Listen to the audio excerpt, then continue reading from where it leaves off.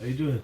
I thought I would discuss band tying with you. I see a lot of people doing different videos about band tying using jigs, which jig to use, which not to use, what tying materials to use. So I just thought it was worth me discussing what I use. There's no right way, you do as you choose. So I use a constrictor knot, which I learned off Acer on a video a few years ago, and I use this, which is also on his recommendation, Marlow whipping twine, and number 4. This is black. You can get it in all sorts of colours. I'm tying GZK bands today for 9.5 steel. It's 0.72. So this is what the finished knot looks like for me as a constrictor knot, just with burnt edges. This is one of Dean Sheepy Ward's bands from quite a few years ago. I just found it in the drawer. Bands, sorry, pouches. Really good they are, really good pouch. So I was really pleased that I just found that. Okay, the way I do it. I've tied one.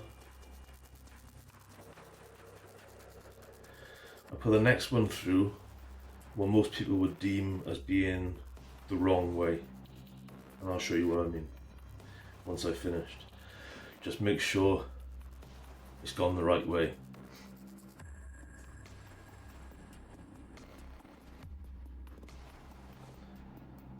But it's the wrong way, you'll see.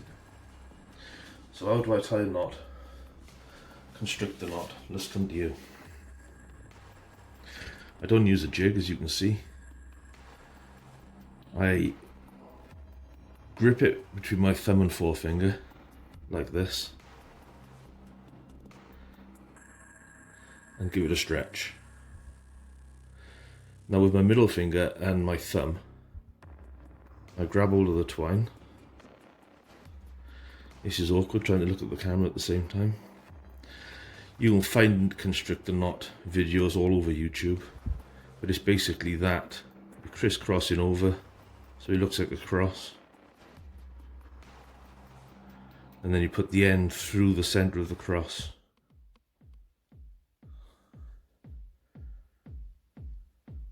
Like this. Now I push it up to the end of the pouch, still holding it between my middle finger here and my thumb. Like this. I push it over onto the latex, off the pouch now. I'm still pulling the latex to where I want it. I look back.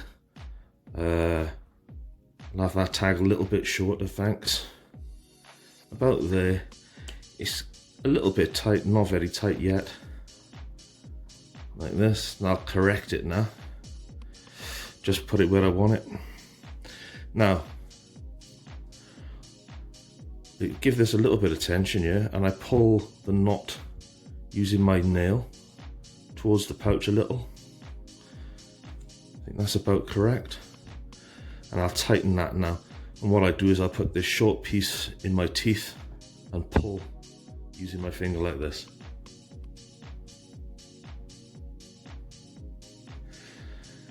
And that's it, finished. So when it's stretched, you'll see it just stretch back off the knot.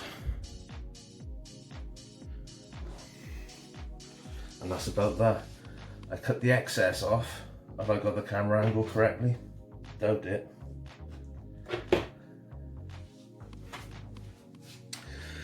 I leave about this much. And then, don't use the end of the flame, use the middle of the flame and come towards it. Just let it shrink off.